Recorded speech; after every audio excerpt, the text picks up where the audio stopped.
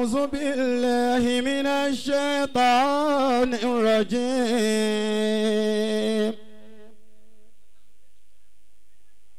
بسم الله الرحمن الرحيم.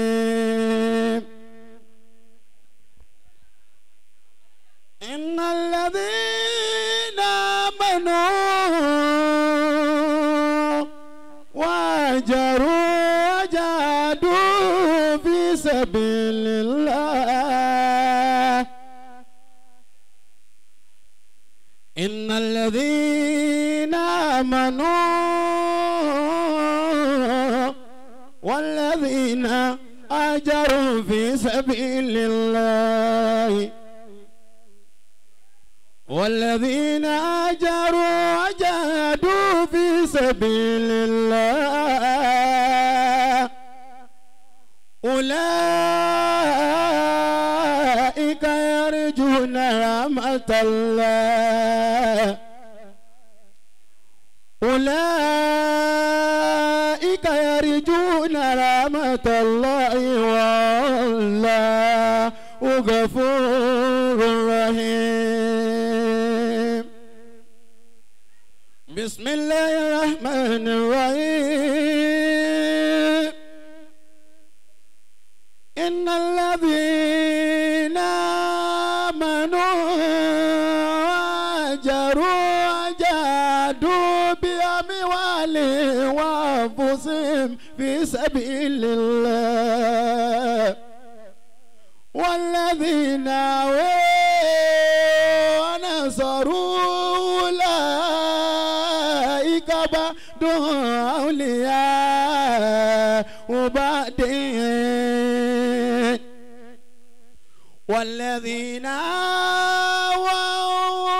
ونصروا أولئك بعضهم أولياء وبعض والذين آمنوا ولم يهاجروا ما لكم من ولايتهم من شيء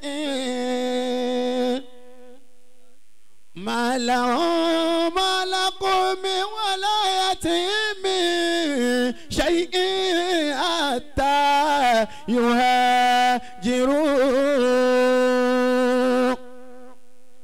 وإن استنصروكم الدين فعليكم النصر إلا على قوم بينكم وبينهم ميثاق والله وبما تعملون بصير. والذين كفروا بعضهم أولياء وبعد إلا تفعلوه تكن فتنة في الأرض وفساد كبير. والذين آمنوا وهاجروا وجاهدوا في سبيل الله والذين آووا ونصروا أولئك هم المؤمنون حقا لهم مغفرة ورزق كريم. والذين آمنوا من بعد وهاجروا وجاهدوا معكم فأولئك منكم وأولو الأرحام بعضهم أولى ببعض في كتاب الله إن الله بكل شيء عليم. بسم الله الرحمن الرحيم. والذين هاجروا في سبيل الله ثم قتلوا أو ماتوا ليرزقنهم الله رزقا حسنا وإن الله لهو خير الرازقين. لا وليدخلنهم مدخلا يرضونه وإن الله عليم عليم. بسم الله الرحمن الرحيم. والذين هاجروا في الله من بعد ما ظلموا لنبوئنهم في الدنيا حسنة